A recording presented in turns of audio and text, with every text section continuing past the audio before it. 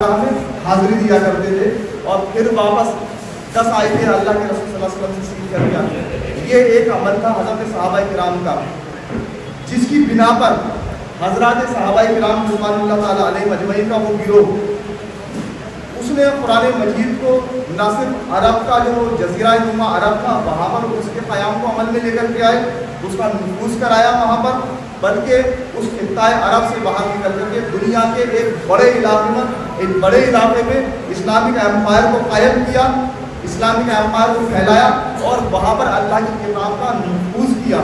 اچھا، اللہ تبارک تعالیٰ نے قرآن مجید کے اندر ایک بات ارشاد فرمائی. آج ہم دیکھیں ہمارا حال یہ ہے کہ ہمارے اوپر پسماندگی چھائی ہوئی ہے. سب سے زیادہ بدحال، پسماندہ، تندرست، غریب کوئی قوم ہے دنیا کے اندر تو وہ مسلمان ہیں. آپ یہ چاہے ورلڈ لیول پر سروے اٹھا کر کے دیکھ لیں اور یا ہندوستان کے پیمانے پر آپ مختلف جو سروے ہوئے ہیں ان کو اٹھا کر کے دیکھ لیں، دنیا کے تناظر میں بھی اور ہمارے ملک کے تناظر میں بھی سب سے زیادہ بدحال، ان پڑھ، تعلیم سے دور، تندرست، غریبی کے نیچے زندگی گزارنے والی قوم جو ہے وہ مسلمان ہے. لیکن اللہ تبارک تعالیٰ نے قرآن مجید میں اس کے سے الگ ہٹ کر کے ایک وعدہ فرمایا، اور وہ وعدہ قرآن مجید میں اللہ تبارک تعالیٰ فرماتا ہے. اللہ تبارک تعالیٰ کا ارشاد ہے وَلَوْ أَنَّهُمْ أَقَامُوا التَّوْرَاةَ وَالْإِنْجِيلَ وَمَا أُنزِلَ إِلَيْهِمْ مِنْ رَبِّهِمْ لَأَكُلُوا مِنْ فَوْقِهِمْ وَمِنْ تَحْتِ أَرْجُلِهِمْ. یہ اللہ تبارک تعالیٰ قرآن مجید کے اندر ارشاد فرماتا ہے کہ اگر یہ لوگ، کون؟ اہل کتاب، اگر تورات اور انجیل کو نافذ کرتے، تورات انجیل کو قائم کرتے اور جو کچھ ان کے اوپر اور نازل ہوا ہے، جو صحف اور صحائف ان کے اوپر نازل ہوئی ہے، اللہ تعالیٰ کی دیگر کتابیں ان کے اوپر نازل ہوئی ہیں، تو ہم آسمان سے رزق ان کے اوپر برساتے اور زمین سے رزق اگال دیتے. اور یہ وعدہ صرف تورات انجیل کے لیے نہیں ہے، یہ اللہ تعالیٰ کی تمام کتابوں کے بارے میں اللہ تعالیٰ نے ارشاد فرمائی ہے یہاں پر بات کہ اور دیگر کتابیں بھی، جو دیگر صحائف جو ان کے اوپر نازل کیے گئے تھے ان کا اگر قیام یہ عمل میں لے کر کے آتے، ان کو قائم کرتے، ان کو نافذ کرتے اپنے اوپر اور معاشرے کے اوپر، ملک کے اوپر، تو ہم رزق کی فراوانی ان کے لیے کر دیتے، رزق کی ان کے اوپر بارش فرما دیتے. یہ اللہ تعالیٰ کا وعدہ ہے. اور رزق سے تعلق وہ ہماری زبان میں اردو میں جو لفظ بولا جاتا ہے نا رزق کے معنی میں، وہی نہیں روٹی اور پانی وغیرہ، بلکہ رزق کے تعلق سے بات یہ ہے کہ رزق وہ جو آپ کی تمام ضروریات زندگی اس کے اندر شامل ہے، وہ تمام چیزوں کی اللہ تعالیٰ فراوانی سے ان کو عطا فرماتا. آپ لوگوں کو، ہمیں اس کی کثرت اور اللہ تعالیٰ کی برکتیں ہم دیکھتے ہیں، اللہ تعالیٰ کی برکتوں کی اور نعمتوں کی کثرت ہمارے اوپر ہوتی ہے. لیکن آج ہمارا حال یہ ہے کہ ہم پسماندہ ہیں، ہم پچھڑے ہوئے ہیں، ہم تعلیم سے میں پیچھے بیکورڈ ہیں. ہر میدان میں جہاں کہیں بھی ہم دیکھیں، اگر دنیا میں سب سے زیادہ پسماندہ قوم ہے، سب سے زیادہ بیکورڈ ہے تو وہ امت مسلمہ مانی جاتی ہے. اس کی واحد وجہ یہ ہے کہ ہم نے قرآن مجید کو پس پشت ڈالا اور اللہ تبارک تعالیٰ نے ہم سے وہ نگاہ کرم پھیر لی. تو ضرورت اس بات کی ہے کہ امت جو ہے وہ قرآن مجید کی تعلیمات کی طرف آئے، اور قرآن مجید کی ہی تعلیمات وہ تعلیمات ہیں جو آپ کے آپسی جھگڑے، آپسی فسادات، آپسی تفرقہ جو ہے اس کو دور کر سکتی ہے. کیونکہ اسی کتاب کے بارے میں اللہ تعالیٰ نے ارشاد فرمایا کہ اللہ کی رسی کو مضبوط سے تھام لو اور آپس میں تفرقے میں مت پڑو. اللہ کی رسی کو اگر مضبوط سے تھام لیا تو آپس میں کسی طرح کا کوئی تفرقہ، کوئی تنازع مسلمانوں کے بیچ میں نہیں ہو سکتا. کیونکہ اللہ تعالیٰ اس کے لیے بھی ارشاد فرماتا کہ جب تمہارے بیچ میں کوئی تنازع ہو جائے تو پھر رجوع کرو اللہ تعالیٰ کی طرف، اللہ کی اطاعت کرو، اللہ کے رسول صلی اللہ علیہ وسلم کی طرف. تو ہم جب اللہ تعالیٰ کی کتاب کی طرف رجوع کریں گے، اللہ کے رسول صلی اللہ علیہ وسلم کی سنتوں کی طرف رجوع کریں گے، تو ہمارے آپسی جھگڑے، آپسی تنازع، آپسی تفرقے سب پل میں شروع ہو سکتے ہیں، ان کو مٹایا جا سکتا ہے، ختم کیا جا سکتا ہے. تو جماعت اسلامی ہند کی جو مرکزی لیڈرشپ ہے اس نے یہ محسوس کیا کہ جو کچھ دنیا کے آج حالات چل رہے ہیں، جو کچھ آج امت مسلمہ کو حالات کا سامنا کرنا پڑ رہا ہے، اس کی واحد وجہ قرآن سے دوری ہے اور قرآن سے لا علمی کی وجہ سے تو ضرورت اس بات کی محسوس کی گئی کہ امت مسلمہ کو واپس قرآن کی طرف رجوع کرایا جائے. اور اللہ کے رسول صلی اللہ علیہ وسلم کی حدیث کا مفہوم بھی ہے. آپ رسول اللہ صلی اللہ علیہ وسلم نے یہ بات ارشاد فرمائی ہے کہ تم اللہ کی طرف رجوع کرنے میں قرآن مجید سے زیادہ کوئی چیز جو ہے وہ معامل نہیں ہو سکتی. حدیث کا مفہوم ہے یہ, کوئی چیز معامل نہیں ہو سکتی اللہ تعالیٰ کی طرف رجوع کرنے میں قرآن مجید سے زیادہ. کیوں؟ اللہ تعالیٰ کا کلام ہی ہے یہ, اللہ تعالیٰ کا کلام ہے. تو ظاہر سی بات ہے جب اللہ کی طرف رجوع کرنا ہے تو اس کے کلام کے ذریعے سے آپ اللہ تعالیٰ کی طرف رجوع کر سکتے ہیں. ایک چھوٹا سا واقعہ میں آپ کو سنا کر کے پھر جو مجھے بات کہنے کے لیے کہا گیا ہے اس بات کو میں آپ کے سامنے رکھوں گا. ایران کا ایک بادشاہ ہوا کرتا تھا.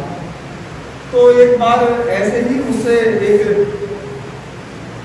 جملہ نکل گیا اور وہ تھا دور ابلق کسے کم دیدہ موجود. دور ابلق کسے کم دیدہ موجود کہ چت کبرا موتی جو ہے وہ کم ہی دکھائی دیتا ہے. چت کبرا موتی کم ہی دکھائی دیتا ہے. اب اس نے سوچا یہ تو مصرع ہو گیا, اب اس کو پورا شعر ہونا چاہیے. تو اس نے بڑے بڑے شاعروں کو بلایا کہ یہ مصرع ہے, اب اس شعر کو پورا کرو. اب شاعروں نے اپنے عقل کے گھوڑے دوڑانے شروع کرے لیکن کامیاب نہ ہو سکے. پھر اس مصرعے کو ہندوستان بھیجا گیا. ہندوستان میں اس وقت اورنگزیب عالمگیر کی حکومت ہوا کرتی تھی. ان کی بیٹی تھی زیب النساء, بڑی باشعور اور باعلم خاتون تھی. انہوں نے قرآن مجید, امام راضی نے جو قرآن مجید کی تفسیر کی ہے اس تفسیر کا ترجمہ فارسی زبان میں انہی زیب النساء نے کیا تھا اورنگزیب کی صاحبزادی نے. تو ان کے پاس اس شعر مصرعے کو لایا گیا لیکن انہوں نے بھی ہار مان لی کہ میں اس کو پورا نہیں کر سکتی. لیکن ایک روز وہ آنکھوں میں سرما لگا رہی تھی, تو سرما لگاتے ہوئے آنکھ سے پانی نکل کر کے اور زمین پر گرا. تو ایک دم سے ان کے دماغ ذہن میں ایک بات آئی, مگر اشک بتانے سرما آلود, مگر اشک بتانے سرما آلود.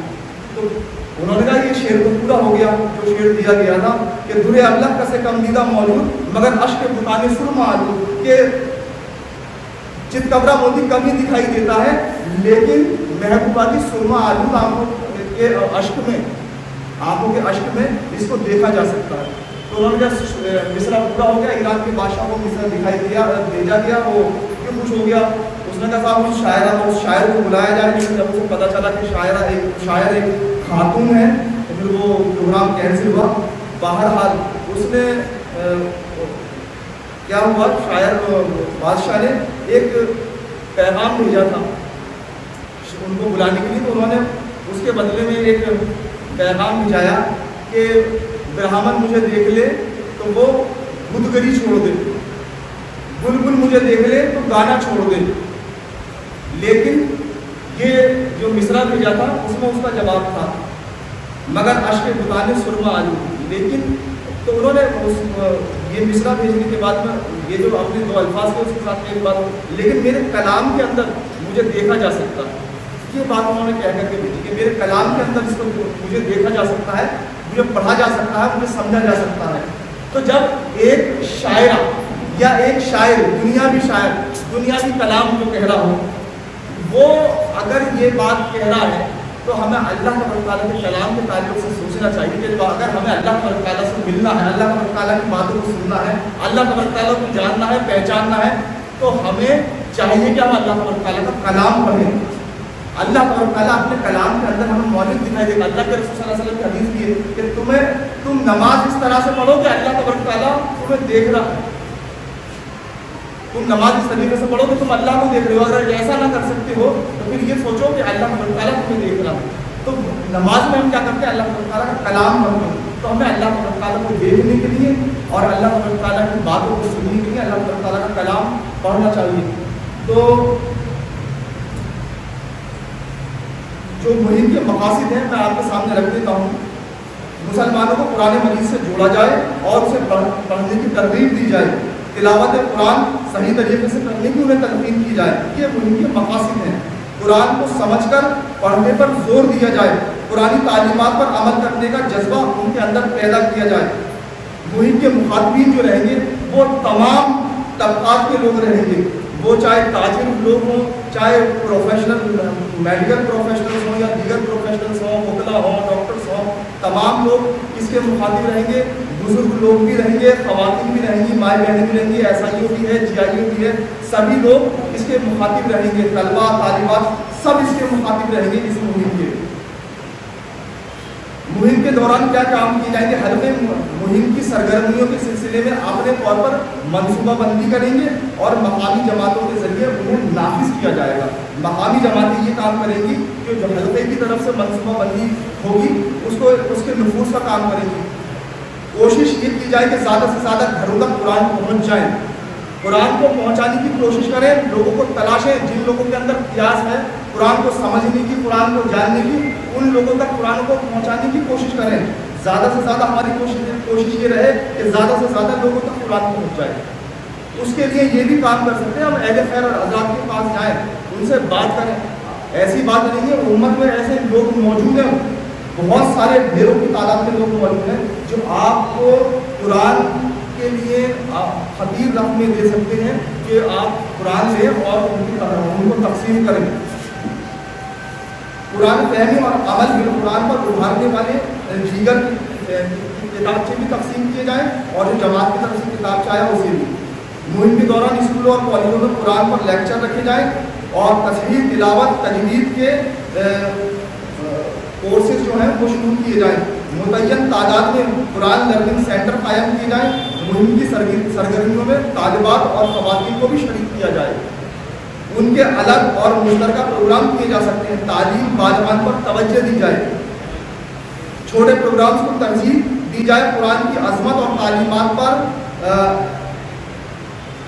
ई पोस्टर्स वगैरह और ई स्टिकर्स जो हैं वो बनाए जाएँ और सोशल मीडिया पर वायरल किए जाएँ। मुख्तलिफ मकाती में फ़िक्र के उलमा के तारीदी पैगाम तहरीरी और वीडियो की शक्ल में नशर किए जाएँ। मुसलमानों के सरबराहदा अफराद और दीनी तंजीमों के ज़िम्मेदारान से मिलकर इस ताल्लुक़ से यानी रुजू इलल कुरान के ताल्लुक़ से उनकी वीडियो क्लिप बनाई जाए और उनको नशर किया जाए। तो ये चंद चीज़ें हैं जो करने के काम जो जमातों को करने हैं और रुफ़ा को करने हैं और हम सभी को।